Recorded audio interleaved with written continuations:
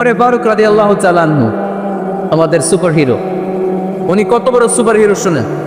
উনি জুমার খুতবা দিচ্ছেন। কি দিচ্ছেন?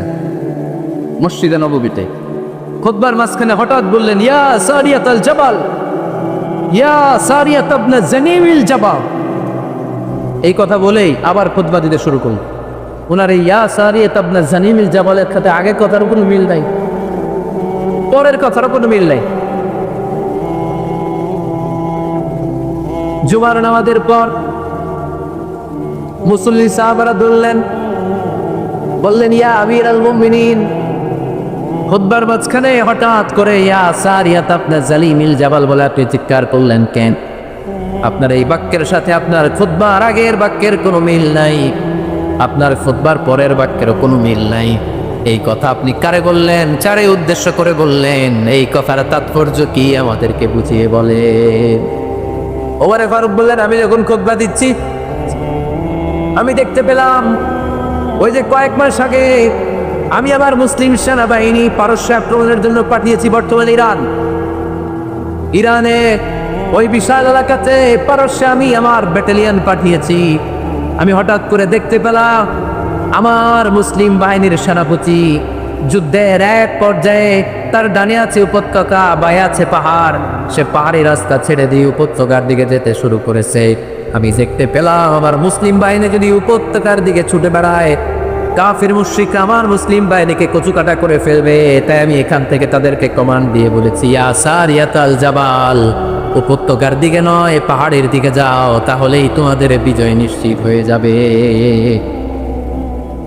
উপত্যকার দিকে যেও না, ইলাল জাবাল, ইলা সারিয়াতিল জাবাল, পাহাড়ের দিকে ছোট। সাহাবারা অবাক। ঘটনা কি?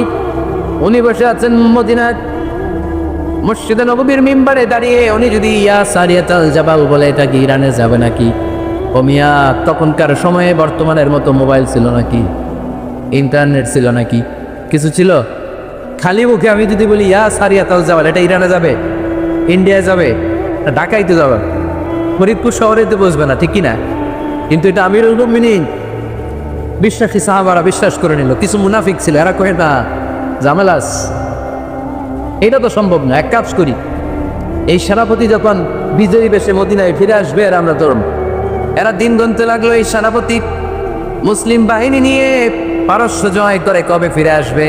এই মুনাফিকের দলগুলো কখনো সেনাবাহিনীকে অভ্যর্থনা জানাতে যেত না, কিন্তু এইবার সবার আগে মদিনার উপকণ্ঠে যে সেনাপতিদেরকে অভ্যর্থনা জানানোর জন্য ফুল নিয়ে রেডি। ফুল নিয়ে দাঁড়ায় সেনাপতি ঢুকার সাথে সাথে ধরছে, এই সেনাপতি কোত্থেকে আসছে? পারস্য জয় করে আসছে। এমন এমন দিন, জুমার দিন দুপুরবেলা যুদ্ধের মাঝখানে আমিরুল মুমিনিনের কণ্ঠে কোন কথাবার্তা শুনছো নাকি? সেনাপতি অবাক, তোমরা যারা কেমনে শুনছি তো সুবহানাল্লাহ বলবেন না? আমরা যুদ্ধে একটা ভয়ঙ্কর অবস্থার মধ্যে ছিলাম। পেছন থেকে শত্রু আমাদেরকে আক্রমণ করতে শুরু করে দিল। ডানে যাব না বায়ে যাব, সামনে যাব নাকি পেছনে যাব, রাস্তা খুঁজে পাচ্ছি না। ডান দিকে ছিল আমাদের উপত্যকার রাস্তা, বাঁ দিকে ছিল পাহাড়ি পথ। আমরা সোজা পথ হবে মনে করে উপত্যকার দিকে ছুটতে আরম্ভ করলাম। হঠাৎ করে আমিরুল মুমিনিনের কণ্ঠ বজ্র কণ্ঠে আমার কানের মধ্যে ভেসে আসলো। আমার মনে হলো আমিরুল মুমিনিন কেমন যেন আমাকে কমান্ড দিচ্ছেন আর বলছেন, ইয়া সারিয়াতাল জাবাল, ডান দিকে উপত্যকার পথে নয়, তাড়াতাড়ি পাহাড়ের দিকে সৈন্যবাহিনী নিয়ে উঠে যা। পাহাড়ের দিকে, ডানে না, this is wrong track and this is the right track. ওই দিন যদি ওমরে ফারুকের ওই গাইডলাইন, আমিরুল মুমিনিনের কমান্ড যদি আমি না শুনতাম, আজকে বিজয়ের বেশে ফিরতেও পারতাম না, আমাদের চেহারাও তোমরা দেখতে পেত না। ওমরে ফারুকের ওই কমান্ড, ওই গাইডলাইন অদৃশ্য থেকে শোনার কারণে এই পারস্যের মধ্যে আমাদেরকে সেই যুদ্ধে বিজয় দান করেছে কে? দিস ইজ ওমরে ফারুক, দিস ইজ ফারুক। বিশ্বনবী বলতেন, ওমর, মা লাকিয়াকা শাইতানু সালিকান ফাজ্জান ইল্লা সালাকা ফাজ্জান গায়রা ফাজ্জিক। ওমর, শয়তান ইবলিস যদি তোমার কোনো রাস্তা দিয়ে হাঁটতে দেখে, শয়তান ওই রাস্তা রেখে দিয়ে অন্য রাস্তা দিয়ে হাঁটে। সুবহানাল্লাহ বাড়িতে দিয়ে বললাম, কে বলতেছে? বিশ্বনবী। কার ব্যাপারে? ওমরে ফারুকের ব্যাপারে। শয়তান যদি দেখে যে ওমরে ফারুক এই রাস্তা দিয়ে হাঁটতেছে, শয়তান ওই রাস্তা রেখে দিয়ে অন্য রাস্তা দিয়ে হাঁটে। সুবহানাল্লাহ পড়ে। রাত্রিবেলা আমরা ওদের বাচ্চা ছেলে মেয়েদের তো যখন খাওয়াই, বাচ্চারা খেতে চায় না, এরকম হয় আপনাদের ফরিদপুর এলাকায়? হ্যাঁ, এই এলাকায় হয় নাকি? খেতে চায় না বাচ্চা, এই চকলেট দেখায়া, এই মিনা কার্টুন দেখায়া, এইটা সেইটা এগুলো সেগুলো বলে, গল্প টল্প বলে ভুলায় খাওয়ানো লাগে, তাই না? তারপরও খায় না। আমারও ছোট মেয়ে আছে, খেতে চায় না, এইটা সেইটা এমনি সেমনি খাওয়ানো লাগে। তো শেষে না ফেরে মা বাবা বলতে বাধ্য হয়, ওই যে ভূত আসতেছে, ভূত, তাড়াতাড়ি তাড়াতাড়ি খাও, তাহলে ভূত ধরবে দেওয়া। ওই যে বাঘ আসতেছে, বাঘ, তাড়াতাড়ি খাইলে তাহলে বাঘে কামড়। বলি না আমরা? আপনারা কি বলেন? ভূত। আর কি বলে? হ্যাঁ,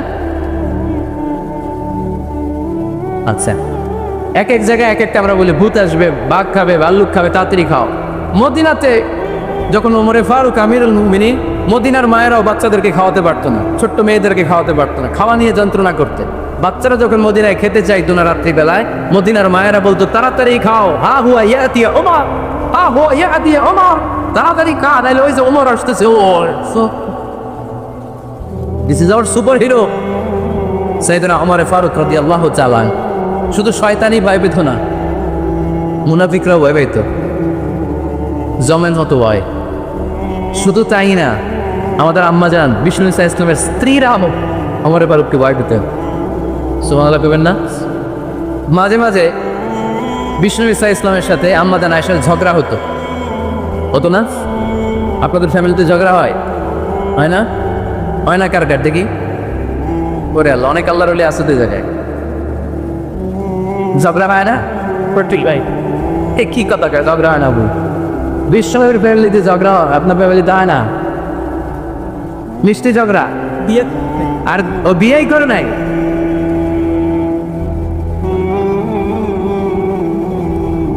ঝগড়া তো হবেই, দাম্পত্য জীবনের মজাটাই তো এখানে। কখনো ঝগড়া, কখনো আনন্দ, একটু বৃষ্টি, একটু রোদ, একটু হাসি, একটু কান্না, ভালো লাগে, ভালোবাসা শেয়ার করে নেয়া, মিলেমিশে একাকার হয়ে যাও, ঠিক কি না?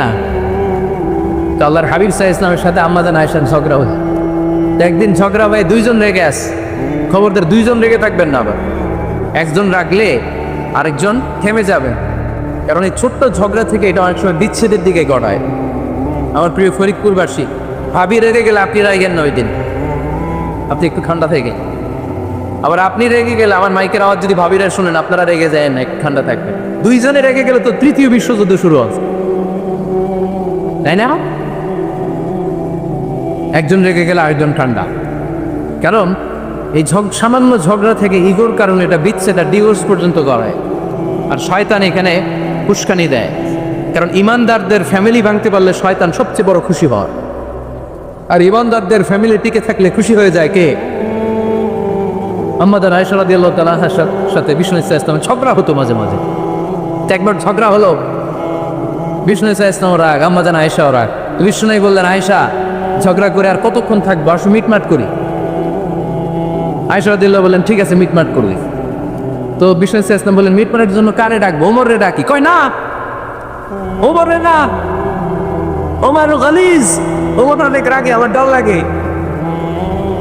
তাহলে তোমার আব্বারে ডাকি। কয়টা আগে কি খুশি, মেয়েদের মধ্যে অভ্যাসটা আসলে নাই।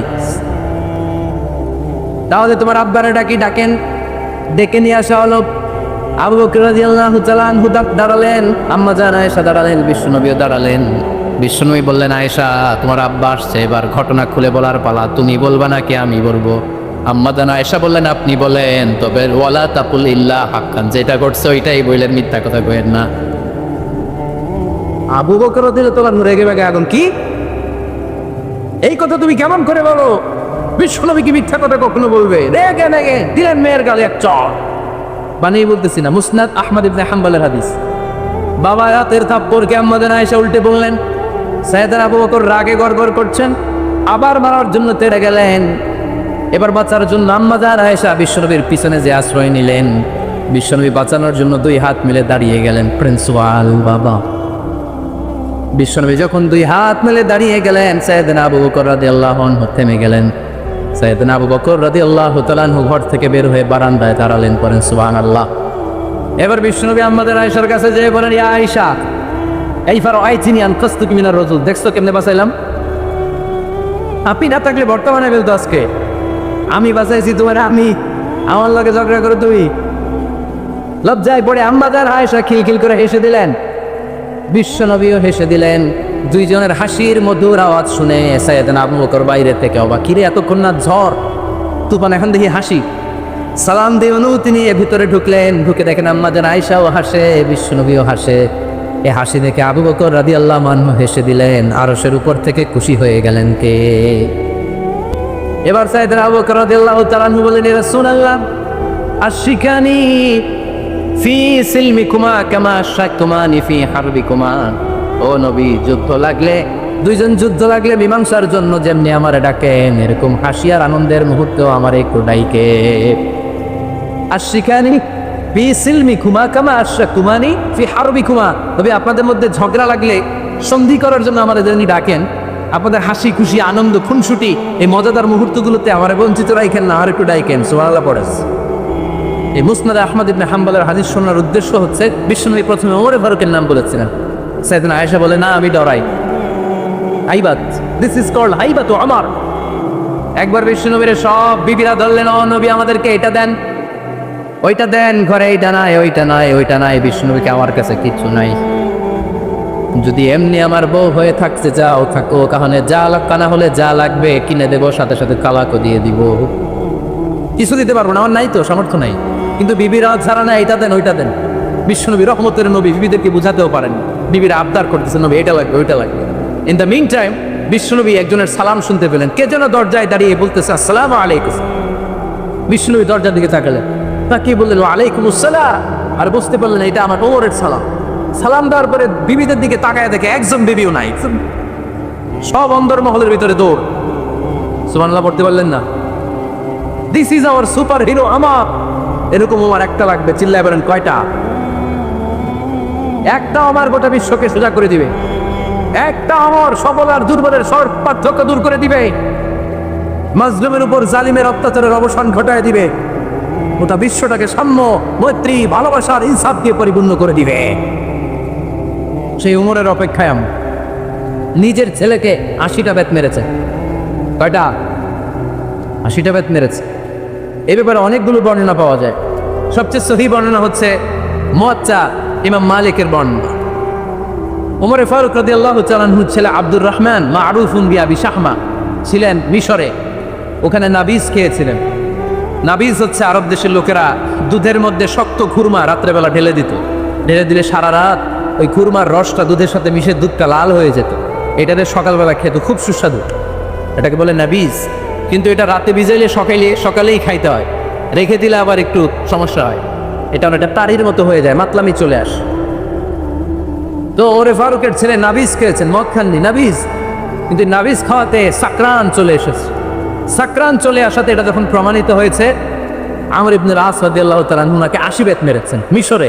6 বেত নিয়ম হচ্ছে সবার সামনে, কিন্তু সবার সামনে না মেরে একটু গোপনে মেরেছে। এই তথ্য যখন ওমরে ফারুকের কাছে এসেছে, উনি বললেন না, মারতে হবে সবার সামনে, আলাদা মারলা কেন? ও মদিনায় ফিরে আসলে আমি আবার 80টা মান। মদিনায় ফিরে আসার পরে সাইয়েদনা ওমরে ফারুক ওই আগের 80টারে আর ধরেন নাই, নিজ হাতে আবার 80টা বেত মেরেছে। এই বেত মারার 1 মাস পরে এ আবু শামা ইন্তেকাল করেছে। অনেক ঐতিহাসিক বলে এই বেতের আঘাতে মরেছে, কেউ কেউ বলেছে নিজের রোগের কারণে মরেছে। কিন্তু দিস ইজ দ্য ইনসাফ সিস্টেম অফ আমার। নিজের ছেলে বলে ছেড়ে দেয় নাই।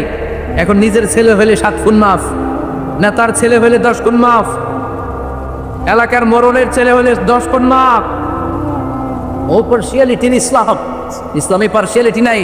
আপনি নেতার ছেলে হন, আপনি বিজনেস ম্যাগনেটের ছেলে হন, আপনি যেই হন না কেন, ইসলামের দৃষ্টিতে সবাই সমান। চিল্লায় বলেন টিকিট। বানু মখজুমিয়া গোত্রের এক নারী চুরিতে ধরা পড়ল। সাহাবারা বললেন, নবী, মদিনার সবচেয়ে ভ্যারি প্রেস্টিজিয়াস এন্ড ডিগনিফাইড ফ্যামিলির মেয়ে, আপনি হাত কাইতেন না। কারণ ইসলামের নিয়ম, চুরি করলে কি কেটে দাও? বিষ্ণু বললেন, বলো কি? হাত না কাটার জন্য তোমরা আমাকে রেকমেন্ড করছো? এটা আল্লাহর আইন, পৃথিবীর কেউ রেকমেন্ড করলো শোনার ক্ষমতা আমার নাই, কারণ আইনটা দিয়েছে কে? লাউ কানাত ফাতিমাতু বিনতি মুহাম্মাদিন সারাকাত লাকাতা মুহাম্মাদুন ইয়াদাহা। আরে বনু মাকসুমিয়া মেয়ে তো দূরের কথা, আমার কলিজার টুকরা ফাতেমাও যদি আজ চুরিতে ধরা পড়তো, তার হাত কেটে দিতে আমি 1 মিনিটও দেরি করতাম না। দিস ইজ ইসলাম। এই হচ্ছে ওমরে ফারুকের মানাকিব। এরকম ওমরে ফারুক কয়টা লাগবে? আওয়াজ করে বলতে হবে, কয়টা লাগবে? একটা লাগবে। এই সাইয়েদনা ওমরে ফারুক মদিনার প্রথম চিফ জাস্টিস ছিলেন। সর্বপ্রথম ওনার পরামর্শে সাইয়েদনা আবু বকর রাদিয়াল্লাহু তাআলা আনহু কোরআনকে সংকলন করেছেন। আমরা এই যে কোরআন পড়ি 30 পারা, এমদাদিয়া লাইব্রেরির 114টা সূরা, কত সুন্দর সন্নিবেশ করা হয়েছে, এখানে সাজানো হয়েছে। আল্লাহ হাবিব সাল্লাল্লাহু আলাইহি ওয়াসাল্লামের সময় কি এরকম কোরআন ছিল নাকি? ছিল না। খেজুর পাতার মধ্যে, গাছের বাকলের মধ্যে, ওটের বড় হাড্ডির মধ্যে আর পাথরের মধ্যে খোদাই করা কোরআন ছিল। সাইয়েদনা আবু বকরের সময়ে রাদিয়াল্লাহু তাআলা আনহুর সময় যুদ্ধ হলো, 70 জন হাফেজ সাহাবী ইন্তেকাল করলেন। সাইয়েদনা আবু বকর রাদিয়াল্লাহু তাআলা আনহুকে ডেকে ওমরে ফারুক, এইভাবে হাফেজে কোরআন সাহাবীরা যদি দুনিয়া থেকে বিদায় হয়ে যায়, আল্লাহর কোরআনও তো বিদায় হয়ে যাবে। আমার পরামর্শ হলো আপনি সব বয়োজ্যেষ্ঠ সাহাবীদেরকে একসাথে করে কোরআনের সব কাগজগুলোকে একসাথে করে একটা নির্ধারিত কপির মধ্যে কোরআনকে সংকলন করে ফেলে। সাইয়েদনা আবু বকর বললেন, যেটা আমার নবী করেন এটা আমি কেমনে করি? কিন্তু ওমরে ফারুক নাচরবান্দা বলে, না, এটা করলে কোনো খারাপ হবে না, ভালোই হবে। মুসলিম উম্মার জন্য এক জায়গায় কোরআন সন্নিবেশিত থাকবে, আপনি করেন। সাইয়েদনা আবু বকর রাজি হয় না, ওমরে ফারুকও ছাড়ে না। ওমরে ফারুক বলতে বলতে বলতে বলতে এমন ভাবে সাইয়েদনা আবু বকর রাদিয়াল্লাহু তাআলা আনহুকে ধরলেন, সব শেষে সাইয়েদনা আবু বকর ওমরে ফারুকের কথায় কোরআন সংকলনে রাজি হয়ে গেলেন। পড়েন সুবহানাল্লাহ। উনি বললেন, ওমর যখন আমাকে বারবার বুঝাতে লাগলো, আল্লাহ তাআলা আমার হৃদয়টা ওমরের কথা শোনার জন্য খুলে দিলেন। আল্লাহ তাআলা কেমন যেন আমাকে ইলহাম করলেন, আবু বকর করো, এই কাজের মধ্য দিয়ে আমি আমার কোরআনকে গোটা বিশ্বে জীবিত রেখে দেব। দিস ইজ উপমা। এই যে আমরা হিজরি সনের যে আমরা গণনা করি, এই হিজরি সনের প্রবর্তক হচ্ছে সাইয়েদনা ওমরে ফাজল। সুবহানাল্লাহ নাই? আপনাদের মনোযোগ আছে না গেছে? কই ঘুমাই গেলেন মনে হয়? তাকবীর দেন তো একজন আওয়াজ করে।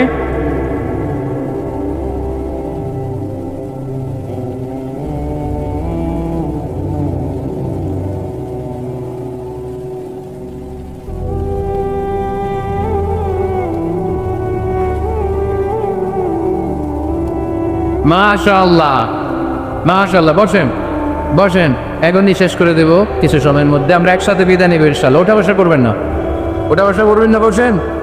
সাইয়েদনা ওমরে ফারুক এই হিজরি সনের গণনা শুরু করেছেন। সাহাবারা বলল, আমিরুল মুমিনিন, খ্রিস্টানদের ঈসাই সন আছে, আমাদের মুসলমানদের কোনো সন নাই। আমাদের একটা সন থাকলে আমাদের জিজিয়া নিতে, আমাদের জাকাতে টাকা উত্তোলন করতে অনেক সুবিধা হয়। ওমর ফারুক বললেন, তাহলে কোন সালকে হিজরি, কোন সালকে মুসলিম সাল হিসেবে আমরা ঘোষণা দিতে পারি? একজন বলল, আমার নবী যেই সালে জন্মগ্রহণ করেছেন ওই সাল। ওমর ফারুক বললেন, না, আমার নবীর জন্ম আমাদের জন্য খুশির দিন, কিন্তু এটা আমাদের জন্য প্রেরণা নয়। প্রেরণা নবীর কাজে, ঠিক কিনা? আরো কিছু সাহাবারা বলল, তাহলে যেই সালে আমার নবী ইন্তেকাল করেছে ওইটারে প্রথম সাল ধরেন। ওমর ফারুক বললেন, না, যেদিন থেকে ইন্তেকাল করেছেন এটা আমাদের দুঃখের দিন, এটা আমাদের প্রেরণা নয়। আমাদের প্রেরণা হচ্ছে বিষ্ণুবীর ত্যাগ, তিতিক্ষা আর কাজের মধ্য দিয়ে, যেরকম, ঠিক কিনা? ওমর ফারুক বললেন, যেদিন বিশ্বনবী ইসলাম রক্ষায় নিজের মাতৃভূমি ছেড়ে মক্কা থেকে মদিনায় গিয়েছেন, ওই দিনটাকে হিজরি প্রথম দিন ধরে আমরা হিজরি সাল গণনা করে শুরু করে দেব। ওইটাই হচ্ছে হিজরি সন। সেখান থেকে হিজরি সনের প্রবর্তন করেছেন সাইয়েদনা ওমর ফারুক রাদিয়াল্লাহু তাআলা আনহু। এই যে স্টেট গভর্নমেন্ট, এই যে প্রিজন, জেলখানা, ক্যান্টনমেন্ট, সচিবালয়, গণভবন, বঙ্গভবন, মুক্তিযোদ্ধাদের ভাতা, রাষ্ট্রীয় ভাতা, এই সব নিয়ম কানুন সাইয়েদনা ওমর ফারুক তার রাষ্ট্রীয় আমলে তিনি নিজে করেছেন। চিল্লায় পড়ে আল্লাহু আকবার। মুসলমানদের আলাদা কারেন্সি, নিজস্ব মুদ্রা ব্যবস্থা নিজে চালু করেছেন। সৈনিকদের মধ্যে যারা বিবাহিত, প্রতি 6 মাস অন্তর অন্তর 1 মাসের ছুটি কাটাতে তারা ফিরে আসবে, সাইয়েদনা ওমর ফারুক চালু করেছেন। চিল্লায় আওয়াজ করে পড়েন আল্লাহু আকবার। এই যে আমরা 20 রাকাত সালাতুত তারাবি পড়ি রমাদানে, পড়েন না আপনারা? এটা সাইয়েদনা ওমর ফারুক চালু করেছে। সুবহানাল্লাহ পড়তে পারলেন না? কোরআনে মোট 22টা আয়াত আছে যেখানে সাহাবারা ইনডিসিশনে ভুগছিলেন। বিশ্বনবীর মত একটা, ওমর ফারুকের মত আর একটা। এই 22 জায়গায় আল্লাহ তাআলা বিশ্বনবীর মতের পক্ষে আয়াত নাজিল না করে ওমর ফারুকের মতের পক্ষে কোরআনের আয়াত নাজিল করে। আওয়াজ করে পড়েন আল্লাহু আকবার। এদিকে উঠলেন কেন আপনারা? যারা উঠছেন আমার দিকে তাকান। ঢুকতেছে, বাড়িতে কারো ঢুকতেছে? আর এদিকে লোকজন ঢুকতেছে ভিতরে। কিছু ভিতরে ঢুকতেছে, কিছু বাইরেতেছে না। Importante è stare visto dopo, le qualcosa.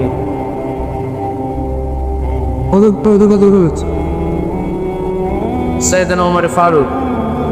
আমরা সাহাবীদের জীবন চরিত পড়তে চাই না, কত যে অনুপ্রেরণামূলক দৃষ্টান্ত সাইয়েদনা ওমর ফারুক আমাদের জন্য রেখে গিয়েছে। ওমর ফারুক যখন খলিফা, দিনের বেলায় যদি রাষ্ট্রে কোনো নিয়ম জারি করতেন, দিনের বেলায় জনগণকে কোনো বিষয়ে যদি নিষেধ করতেন, রাত্রেবেলায় খাওয়ার সময় ফ্যামিলি মেম্বারদের সবাইকে বলতেন, এই দিনের বেলা আমি জনগণকে এই কাজ করতে নিষেধ করেছি, তোমরা আমার ফ্যামিলি মেম্বার, খবরদার তোমরা এই কাজ করো না। জনগণ করলে যতটুকু শাস্তি, তোরা করলে পাবি ডবল শাস্তি। সুবহানাল্লাহ কইবেন না? আমাদের নেতারা ওই বাড়ির বিচার করে, ওই বাড়ির মাইয়ার বিচার, ওই বাড়ির পোলা বিচার, নিজের পোলা গাঞ্জা টানে আসে না নাই, নিজের মেয়ে অপরাধ করে আসে না নাই। কি নেতা ছিলেন ওমর ফারুক? আগে নিজের ঘর সামলিয়েছেন, আগে নিজেকে সামলিয়েছেন, নিজের ঘর ঠিক করেছেন, বলেছেন জনগণ করলে যত ব্যাগ, তোরা করলে double bag. This is call leader, ঠিক কিনা? এক বাবা এসে বললেন, ওমর ফারুক আমার ছেলে কথা শুনেছি, বেয়াদব। ওমর ফারুক ছেলেরা ডাকলেন, বাবা তুমি তো আব্বাজানের কথা শুনো না, এটা তো কবিরা গুনাহ। ছেলে বলে, ওমর ফারুক সব দায়িত্ব আল্লাহ ছেলে মেয়েদেরকে দিয়েছে, বাবা মাকে কোনো দায়িত্ব দেয়নি। ওমর ফারুক বললেন, অবশ্যই দায়িত্ব দিয়েছে। তাহলে বলেন আমার বাবার দায়িত্ব কি? উনি বললেন, প্রাইমারিলি প্রথমত 3 দায়িত্ব। আইয়ান চাটিয়া উম্মা, পৃথিবীর প্রতিটি বাবার উচিত ছেলেদের মেয়েদের জন্য ভালো মায়ের ব্যবস্থা করা। 2 নম্বরে আইয়কসিনা ইসমা, সুন্দর তার একটা নাম রেখে দেয়া। 3 নম্বর ইউআল্লিমাহুল কিতাব, তার আল্লাহর কিতাব শিক্ষা দাও। এবার ছেলেকে আমার আব্বা 3টার একটাও করে নেই। এবার ওমর ফারুক রেগে গেলেন, বাবার কাঁধে ধরলেন, বললেন তুই ছেলের জন্য বিচার নিয়ে আসলি, তোর 3টা দায়িত্বের একটাও তুই পালন করিস নাই। ছেলে বলে, আমিরুল মুমিনিন আমার মা নর্তকী, আমার মা মাজুসি, আমার মায়ের মধ্যে কোনো আদব কাদব নাই, সুন্দরী দেখে আমার মারে বাবা বিয়ে করছে, আমার মায়ের কাছ থেকে জীবনে কিছু শিখি নাই। 2 নাম্বার সাম্মানি খানফাসা, আমার বাবা আমার নাম রেখেছে চামচিকা। কি নাম রাখছে? ওদের নাম হইলো একটা, এরকম উল্টা পাল্টা নাম আছে না? নাই না, এগুলো রাখবেন না। আব্দুল্লাহ রাখবেন, আব্দুর রহমান রাখবেন, আর একটা কি বলছি আজকে, হুজাইফা রেখে দিই, পারবেন? ওয়ালাম ইউআল্লিমনি হারফাম মিন কিতাবিল্লাহ আমিরুল মুমিনিন, শুধু তাই না, আল্লাহর কোরআনের একটা অক্ষর আমার বাবা কোনোদিন আমারে শিক্ষা দেয় না। ওমর ফারুক রেগে গেলেন, এবার বাপের কান্দে দইরা মারতে শুরু করবো। তুই পোলার নামে বিচার নিয়ে এসেছিস, তোরে মার দিব আগে। এরকম নেতার দরকার আছে না নাই?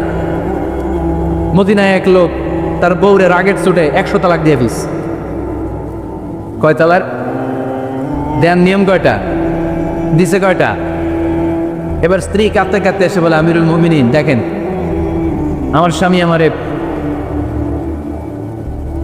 রেগে মেগে 100 তালাক দিছে। ওমর ফারুক বললেন, দইরা নিয়ে আয়, তাদের নিয়ে আসা হলো। ওমর ফারুক বললেন, কয়টা তালাক দিয়েছ? কয় 100টা। কেন দিছ? কয় মাথা গরম আছিল। এরকম আছে না? তালাক দেওয়ার সময় সব তালাক, তুই তালাক, তোর মা তালাক, তোর বোন তালাক, সব তালাক। তালাক দিবে ওয়াইফরে, দিতেছে সবাই রে। তোমার ফারুক বললেন, দিবে 3টা, 100টা দিলা কেন? কয় মেজাজ গরম ছিল। কয় দাঁড়া, আত-তালাকু মিন শাআইরিল্লাহ, তালাক হচ্ছে আল্লাহর দেয়া বিধানের একটা নিদর্শন, এটা নিয়ে তুই খামখেয়ালি করলি। আমার রায় শোন, আমার রায় হচ্ছে 3 তালাকে তোর বউ তালাক, বাকি 97 তালাক তোর পিঠের উপরে পড়বে। এরকম বিচারের দরকার আছে না নাই? এরকম দৃষ্টান্তমূলক বিচার যদি বাংলার জমিনে দেয়া হতো, আর কোন নারীর দর্শিতা হতো, আর কোন নারীকে অ্যাসিড মারা হতো, আর কোন নারী যৌতুকের জন্য কান্না করতো? একটা আমার লাগবে, বেশি না। কটা লাগবে? তিনি গভর্নর সিস্টেম চালু করেছিলেন, গভর্নর সিস্টেম, ইসলামিক স্টেট।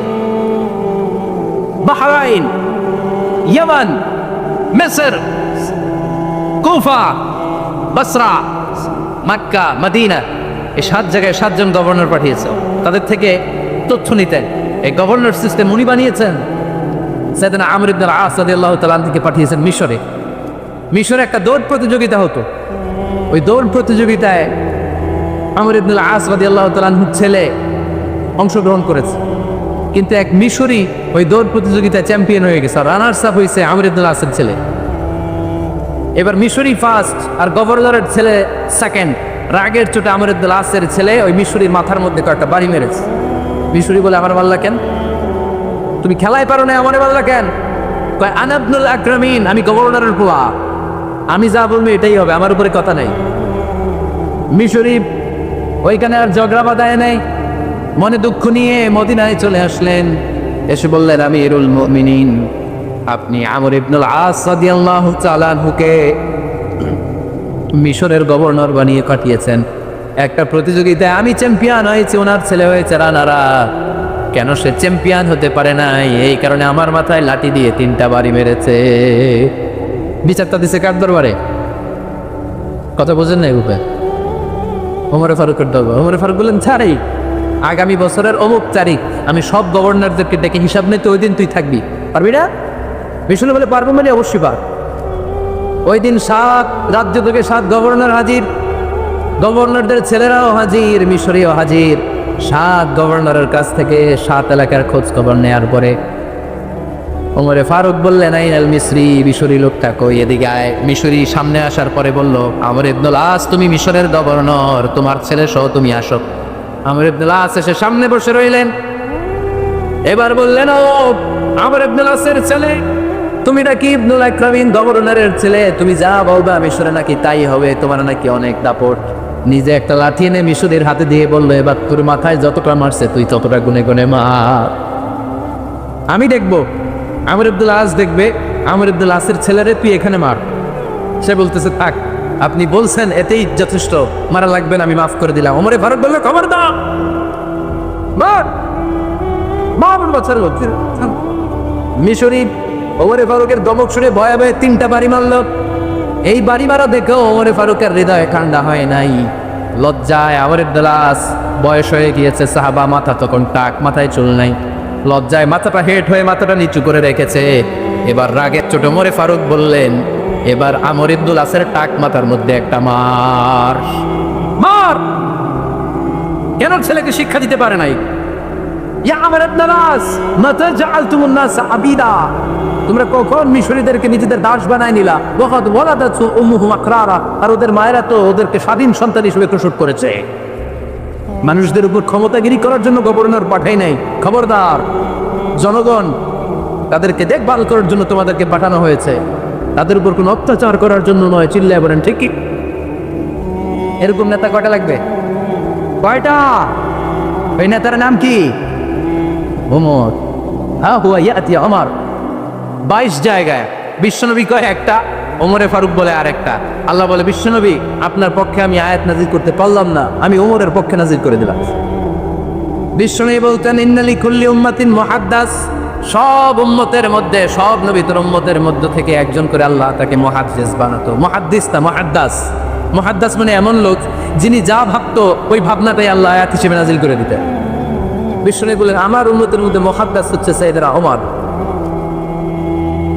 মদিনার সবচেয়ে বড় মুনাফিকের নাম আব্দুল্লাহ ইবনে উবাই ইবনে সালুল, সব মুনাফিকদের সরদার। কিন্তু এই মুনাফিকের ছেলেটা হলো পাক্কা ইমানদার। এই ছেলের নাম হলো আব্দুল্লাহ। আওয়াজ করে বলেন, ছেলের নাম কি?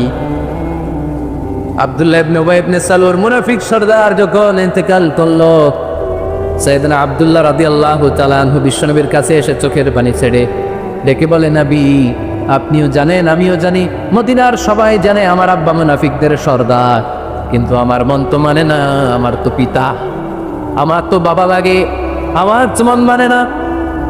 আপনিও জানেন মুনাফেক, আমিও জানি মুনাফেক। নবী আপনার দরবারে কিছু আমি চাই না, আপনার গায়ের একটা জামা দেন, আপনার জামাটা পরিয়ে আমার বাবারে দাফন দিব। এর সিলায় যদি আমার আব্বারে আল্লাহ মাফ করে দেয়, দয়ার নবী মায়ের নবী জামা খুলে দিয়ে দিলেন। পড়েন সুবহানাল্লাহ। আব্দুল্লাহ রাদিয়াল্লাহু তাআলা আবার আবদার চললেন, নবী জানি আমার বাবা মুনাফিক, কিন্তু আমার তো বাবা, আপনার দরবারে ফরিয়াদ, আপনি নিজে যে আমার বাবার জানাজার নামাজের ইমামতি করবেন। দয়ার নবী মায়ার নবী জানাজার নামাজে যেতে চাইলেন। ওমরে ফারুক বললেন, নবী না, খবরদার, আপনি উবাই ইবনে সালুলের জানাজায় যাবেন না। বিশ্বনবী জোর করে যেতে চাইলেন। সাইয়েদনা ওমরে ফারুক বিশ্বনবীর জামা পেছন থেকে টেনে ধরলেন, আল্লাহ টেনে ধরলেন, যাবেন না আপনি। ওমরে ফারুকের হাত থেকে হেঁচকা টান মেরে জুব্বা টান দিয়ে বিশ্বনবী জানাজায় চলে গেলেন। রব্বুল আলামিন আয়াত নাজিল করলেন, ইস্তাগফির লাহুম আও লা তাস্তাগফির লাহুম ওয়া ইন তাস্তাগফির লাহুম ৭০ মাররাতান ফালান ইয়াগফিরাল্লাহু লাহুম। নবী গো, একবার নয়, দুইবার নয়, ৭০ বারও যদি এই মুনাফিকের জন্য আপনি ক্ষমা চান, তার জন্য ক্ষমা নাই, তার জন্য আছে জাহান্নাম। ওয়ালা তাকুম, আপনি যাবেন না আলা কবরি, কখনো তাদের জানাজায় যাবেন না। এই যে একটা বহুতরে ফেলছেন, এটা এবারই শেষ, এরপরে আর যাবেন না। সাইয়েদনা ওমর ফারুকের পক্ষে আল্লাহ তাআলা কোরআনের আয়াত নাযিল করে দিলেন, চিল্লায় পড়ে আল্লাহু আকবার। এভাবে 22টা জায়গায় ওমর ফারুক যা বলেছে, এটা নিয়ে একটা আলাদা আলোচনা হইতে হবে, আলাদা একটা আলোচনা লাগবে যে 22টা আয়াতে আল্লাহ তাআলা বিষ্ণুনবীর পক্ষে কোরআনের আয়াত নাযিল না করে সাইয়েদনা ওমর ফারুকের পক্ষে আয়াত নাযিল করেছেন, চিল্লায় পড়েন সুবহানাল্লাহ। ওই ওমর ফারুককে আমাদের মডেল বানানোর দরকার আছে না নাই? ওই ওমর ফারুকের জীবনী আমাদের ছেলে মেয়েদেরকে পড়ানোর দরকার আছে না? আমাদের ভবিষ্যৎ প্রজন্ম এগুলো জানে না। ওরা সালমান খান দেখে বড় হয়, ওরা শাহরুখ খান দেখে বড় হয়, ওরা ঋত্বিক রোশনকে দেখে বড় হয়। ওরা মনে করে যে এরাই বড় সুপার হিরো। আমাদের যে কত বড় সুপার হিরো আছে এরা জানেই না। নতুন প্রজন্মের গর্ণ কহুরে সাইয়েদনা ওমর ফারুকের ইতিহাস পৌঁছে দেওয়ার দরকার আছে না নেই? আল্লাহ ইজ ওয়াচিং মি, মনে রাখবে। অনেকে আমাদেরকে প্রশ্ন করে যে হুজুর, আমি 5 ওয়াক্ত নামাজ পড়ি, ইয়াং ছেলেরা, আমি ইয়াংদের কথা বুঝি, ইয়াংরা আমার কথা বুঝে। তো অনেকে আমাকে প্রশ্ন করে যে হুজুর, আপনাদের আলোচনাগুলো শুনে আমার জীবনের মোড় পরিবর্তন হয়েছে, কিন্তু এই পর্নোগ্রাফির করাল গ্রাস থেকে আমি নিজেকে বাঁচাতে পারছি না। আমি নামাজও পড়ি, আবার অশ্লীল ভিডিও দেখি। আমি সকালে তওবা করে বিকেলে দেখি, বিকেলে তওবা করে সকালে দেখি। এরকম সমস্যা আমার অনেক যুবক ভাইদের আছে না নাই? তোমাদের যাদের এই সমস্যা, তাদের মোবাইলের ওয়েলকামিং নোটে তুমি লিখে রাখবে, আল্লাহ ইজ ওয়াচিং মি, মানে আল্লাহ আমায় দেখছেন। তুমি যেই ল্যাপটপ ইউজ করো, ওই ল্যাপটপের এক পাশে টাইপ করে তুমি লিখে রাখবে, আল্লাহ সুবহানাহু ওয়া তাআলা ইজ ওয়াচিং মি, তিনি আমায় দেখছেন, তিনি আমাকে প্রত্যক্ষ করছেন। পৃথিবীর কেউ দেখে না। দরজা বন্ধ করে, লাইট অফ করে, জানালার পর্দা নামিয়ে দিয়ে একা একা লুকিয়ে লুকিয়ে অশ্লীল ভিডিও আমি দেখছি, কেউ দেখে না। দেখে কে? এজন্য আল্লাহর ভয়টা মুমিনের অন্তরে সব সময় থাকা চাই। আল্লাহর ভয় যদি কোনো মুমিনের অন্তরে থাকে, সে মুমিন কখনো পথ ভুলে যায় না, ঠিক কি না? যাদের হৃদয়ে আছে আল্লাহর ভয়, তারা কবু পথ ভুলে যায় না। আল্লাহর প্রেম ছাড়া এই দুনিয়ায় কারো কাছে কোনো কিছু চায় না। পড়েন সবাই, যাদের হৃদয়ে আছে আল্লাহর ভয়, তারা কবু পথ ভুলে যায় না। আল্লাহর প্রেম ছাড়া এই দুনিয়ায় কারো কাছে কোনো কিছু চায় না। রাতের আধারে যারা সেজদাতে রয়, দু চোখের শ্রুতে নদী যেন বয়। ছলনার হাতছানি যতই আসুক, পেছনে ফিরেও সে তাকায় না। যাদের হৃদয়ে আছে আল্লাহর ভয়, তারা কবু পথ ভুলে যায় না। আল্লাহর প্রেম ছাড়া এই দুনিয়ায় কারো কাছে কোনো কিছু চায় না। চিল্লায় বলেন ঠিক কিনা? আল্লাহর ভয় এটা অনেক দামি জিনিস। এটার নাম হচ্ছে তাকওয়াল্লাহ। এটার নাম কি? তাকওয়া। ওমর ফারুক উবাই ইবনে কাব রাদিয়াল্লাহু তাআলা আনহুকে জিজ্ঞেস করলো, ইয়া উবাই, মা হুয়া তাকওয়া? উবাই, তাকওয়া কি? হোয়াট ইজ তাকওয়া? What is the definition of তাকওয়া? উবাই ইবনে কাব প্রশ্নের উত্তর না করে ওমর ফারুককে আবার প্রশ্ন করে বললেন, আমা সালাকতা তরিকান যা শাউক? হে আমিরুল মুমিনিন, আপনি কি কাঁটাযুক্ত কোনো রাস্তা দিয়ে, এমন রাস্তা যে রাস্তার ডানে বায়ে সামনে পেছনে ক্যাকটাসের গুল্মলতা, খালি কাঁটা, এই কাঁটাযুক্ত কোনো রাস্তা দিয়ে কি আপনি কখনো হেঁটে যান নাই? ওমর ফারুক বললেন, বালা, আমি হেঁটে গিয়েছি। উবাই বললেন, ওই রাস্তা দিয়ে হাঁটার সময় আপনি কেমন করে হেঁটেছেন? ওমর ফারুক বললেন, ইজতাহাদতু ওয়া ইশতাম্মারতু, আমি এমনভাবে হেঁটে গিয়েছি যাতে আশেপাশে ডানে বায়ে কাটা আমার গায়ে না লাগে, আমার জুব্বায় না লাগে। আমার জুব্বাটা ধরে আটো সাটো করে সন্তপর্ণে খুব সচেতনতার সাথে আমি হেঁটে গিয়েছি যাতে কাটা গায়ে না বিধে। উবাই বললেন, হাযা হুয়া তাকওয়া, এটাই তো তাকওয়া, এটাই তাকওয়া। এমনভাবে এই পৃথিবীতে আপনাকে চলতে হবে যাতে শয়তানের কোনো হাতছানি, কোনো পাপ, কোনো পঙ্কিলতা, কোনো ধরনের অশ্লীল বিষয় আপনার গায়ে পৌঁছতে না পারে, এটাই তাকওয়া। বিশ্বনবী একবার খেজুরের ডালা ভেঙে মরুভূমির মধ্যে একটা দাগ টানলেন, লম্বা দাগ টেনে সাহাবাদেরকে বললেন, হাদা সিরাতুল মুস্তাকিম, এটার নাম সিরাতুল মুস্তাকিম। তারপর ডানে বায়ে দুই দিকে অনেকগুলো ছোট ছোট দাগ কাটলেন, বললেন, হাদিহি সুবুলুশ শায়তান, ডানে বায়ের রাস্তাগুলো এগুলো শয়তানের রাস্তা। ডান দিক থেকে বাম দিক থেকে তোমাকে শয়তান হাতছানি দিবে। গানের কনসার্টে চলো, ওখানে মমতাজ গান গাবে, আছে না নাই? মদের আড্ডাখানায় চলো, দুম্মা চলে ধুম দেখতে চলো, জুয়াবাজিতে চলো, নিষিদ্ধ পল্লীতে চলো।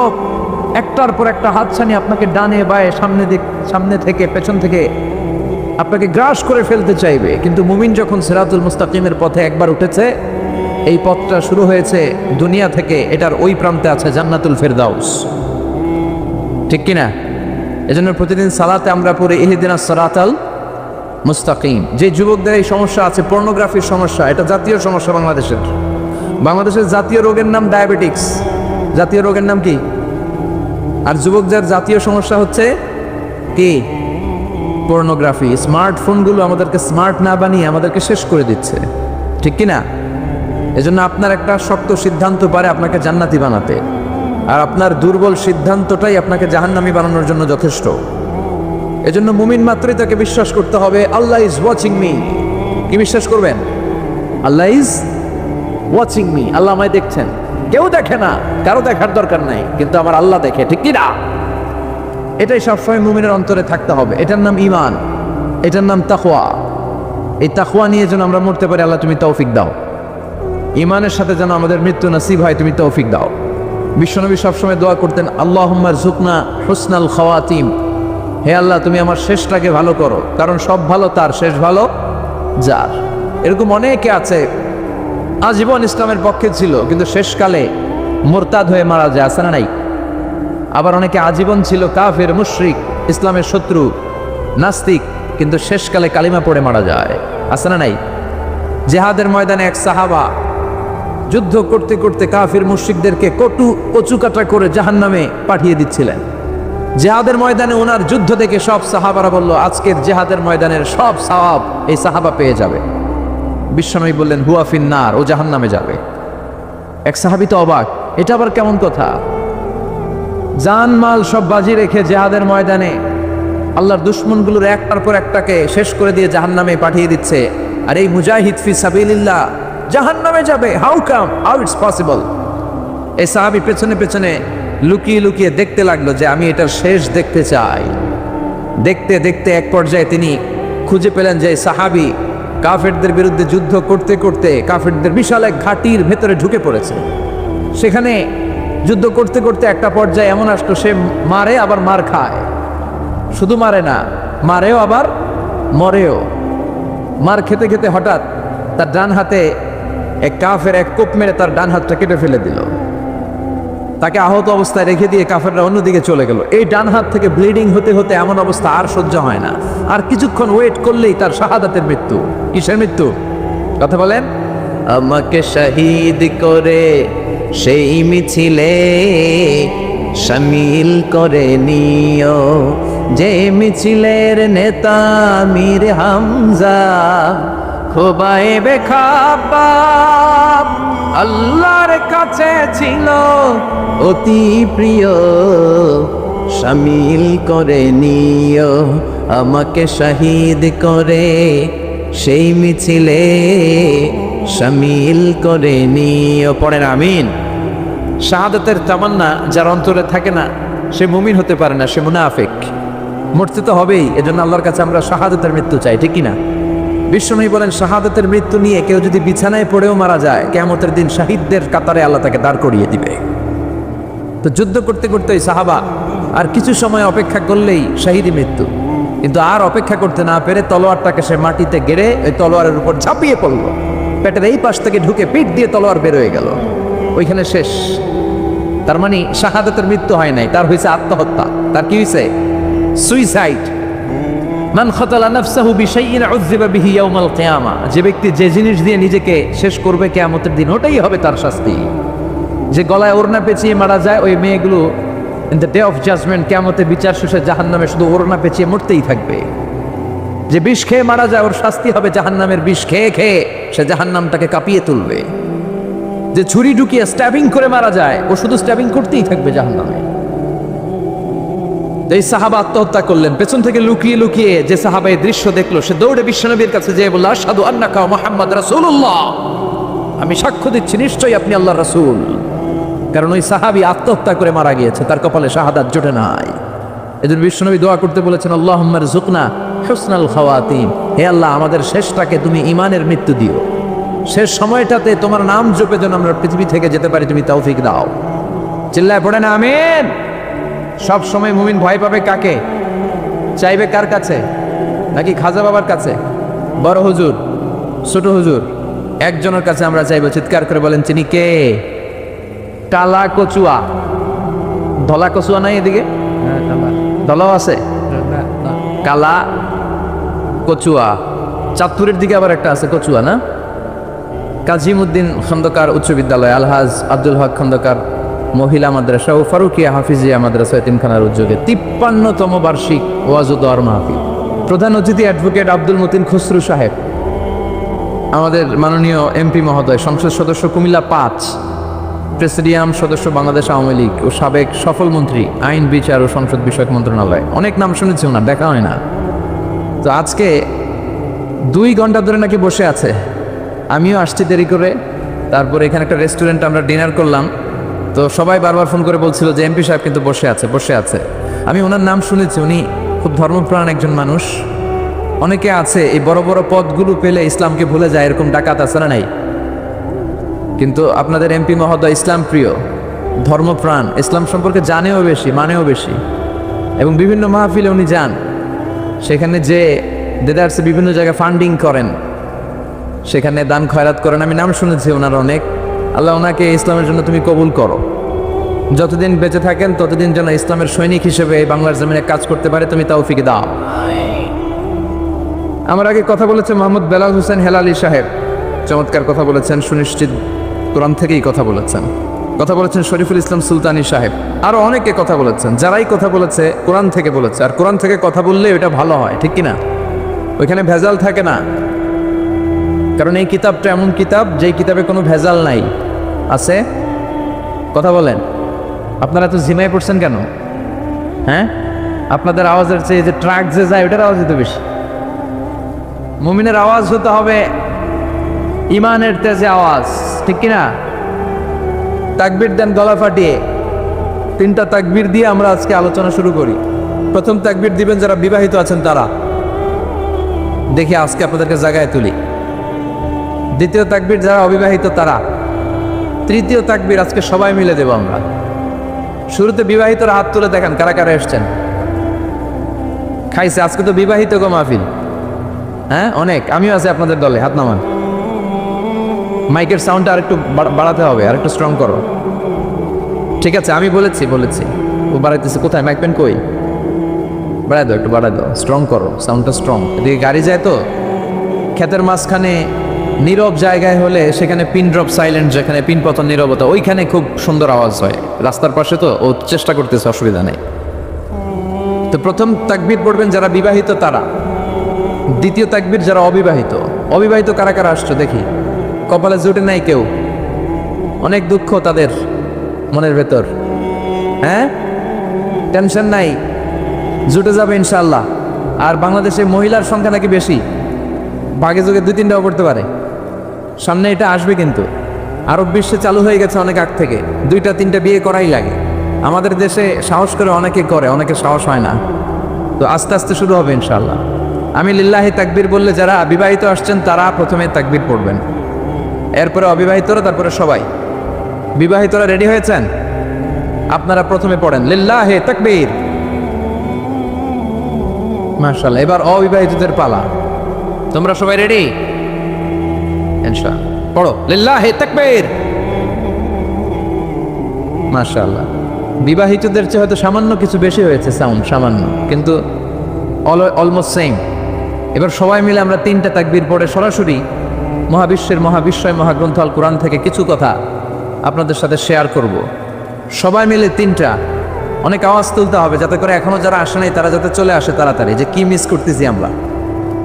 সবাই মিলে 3টা তাকবীর পড়েন, লিল্লাহে তাকবীর, লিল্লাহে তাকবীর, লিল্লাহে তাকবীর। আল্লাহ আজীবন যেন তোমার নামের বরত্বের ঘোষণা দেই। আমরা সব সময় তাকবীর দেই একজনের নামে, তিনি কে? আমাদের সব স্লোগানে কার নাম থাকে?